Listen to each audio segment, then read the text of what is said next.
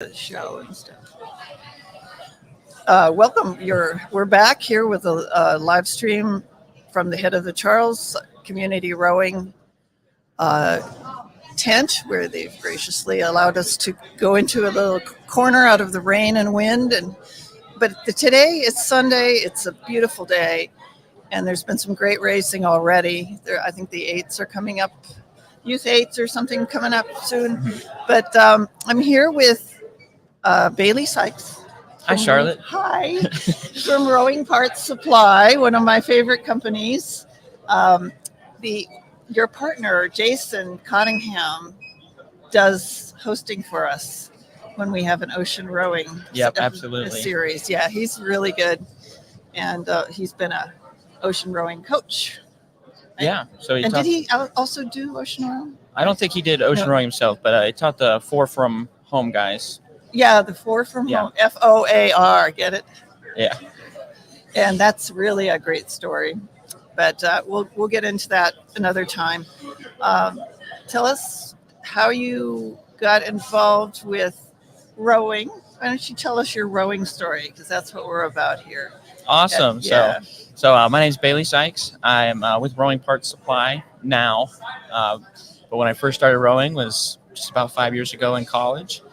I actually saw a flyer under the door that said, join rowing.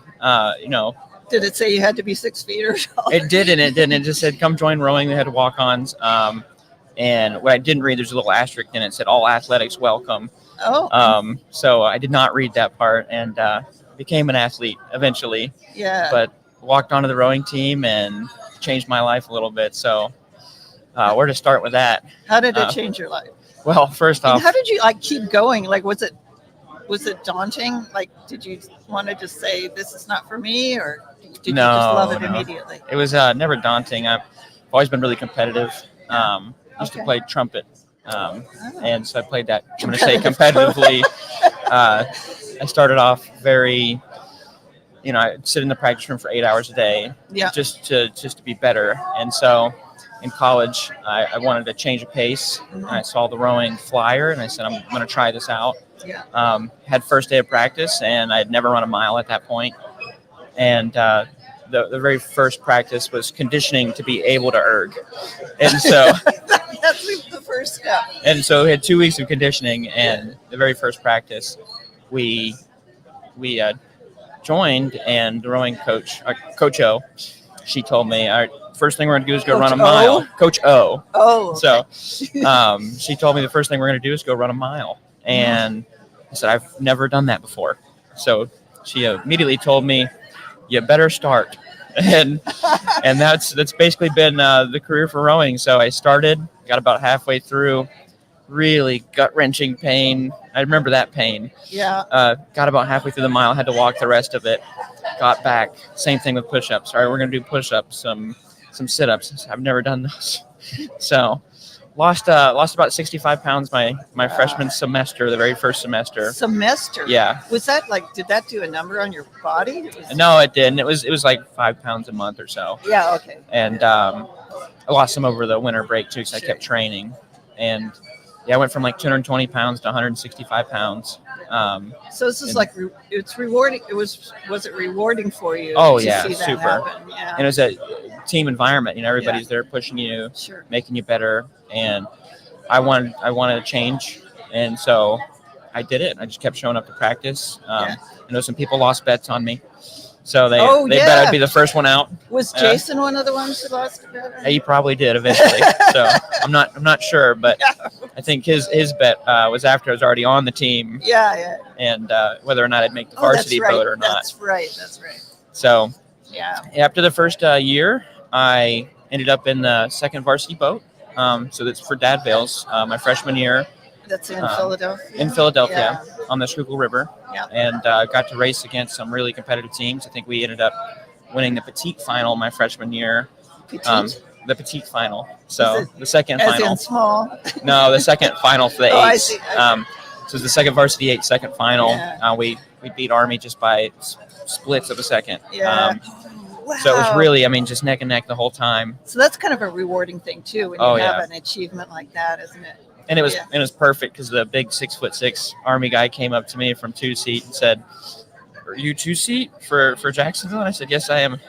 Good race, man. Oh, that's so great. he was blown away that I was, under 6 foot. And did you exchange unis? Or? No, those all went to the winner of the very first okay, all right. final. So, but yeah, I kept going, kept getting faster, kept hitting PRs, trained like crazy. I mean, it was Division I.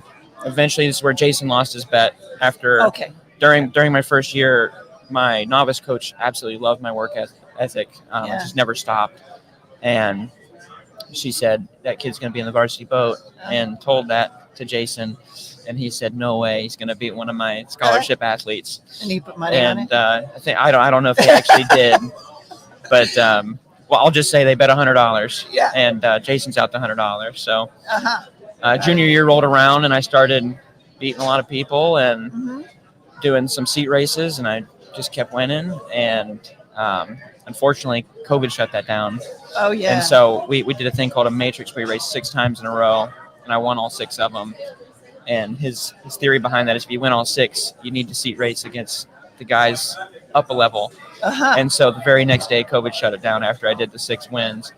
And did you continue on doing stuff? I continued with some fire. So at that point, when COVID shut everything down, it was my junior year, and I felt cheated out of my junior year because it was spring trainings when we got shut down. And so I went home and I trained like crazy 2 times a day. I even worked every other day. That way I could do specific training days during the summer. And I kept training. I came back really fast. So when I came back the next year, there was no chance I wasn't going to be in that top boat. Yeah. And I raced until I got into it. You did it. I did it. We ended up taking 2 HCIRA. Yeah. And Jacksonville University. Ended up taking 2 HCIRA that year, and I was in the varsity boat. Got to race against some really, really fast teams, and it was awesome. So I'm so impressed with your your persistence there. And have you continued with rowing after? So you've graduated. I graduated. Now mechanical engineer. So now I do. I got a mechanical engineering degree. So I went originally for music performance. Ended up swapping to mechanical engineering. I love trumpet so much. That's what I did forever, and just wasn't going to pay the bills for me. So I was good at math, and I decided that I was going to do engineering, and I did that the last 3 years of college, and I ended up finding a job in aerospace. So now I work on some jet engines. So it's pretty fun. In Ohio, in Cincinnati, Ohio. Yeah. So as far as continuing rowing, I have not continued rowing besides the business. So Jason and I, my coach at the time, actually got into business together. I think he liked my work ethic too. He was impressed with you. And so we both started the business together, Rowing Parts Supply, and now we try to get more people on the water. So and what's unique about Rowing Parts Supply as a vendor of rowing parts? As a vendor of rowing parts? What sort of rowing parts? Well, we have rowing parts. That's the vendor. I love those wheels, that bin of wheels that, the track, what do you call them? Oh, the seat wheels. Seat wheels, yeah. So you have them for every kind of boat? Every boat, yeah. So we try to carry, our ultimate goal is to carry everything for every boat. Yep. And that way we can help people get on the water. So our ultimate goal is to grow the sport, get more people on the water, fix boats, and help people race. And I've seen people here, they come up and they've lost a spacer or a wheel or a heel tie. Or they have bolts that are missing and they need them for their riggers. That way they can go on the water. So I know, we try to help out everybody that we can. So I hope people know that this company is here because, there's lots of different vendors. But I think you're the only one that has like this. We've got the parts. Unending supply of wheels and spacers.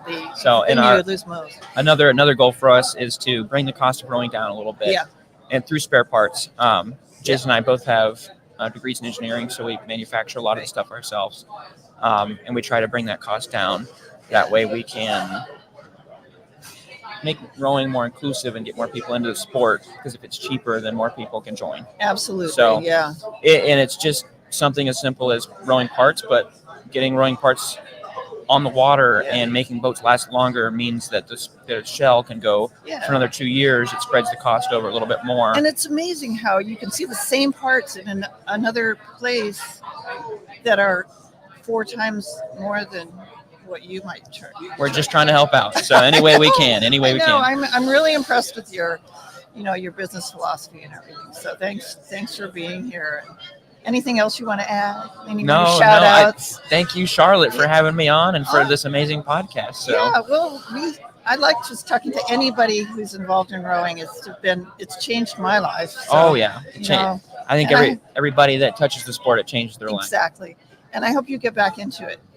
Well, the goal, I'll eventually, I think, start rowing again. Yeah. Took a couple year break from doing it as a Division I athlete. It was super, super competitive, trained 20 hours a week. Let me stretch for another 10, 8 for another 5. So it was a full-time job. 10,000 calories a day, right? Oh, yeah. I was eating so much food. I mean, probably a loaf of bread a day with the PB&Js alone. That's wild. So, well, thank you so much. Absolutely. You're the best. Thank you for having me on. Really appreciate it. Thanks. All right. We're going to be tuning in. Next is at 11 with Napoleon Griffin. So tune in about an hour and a half. Thanks.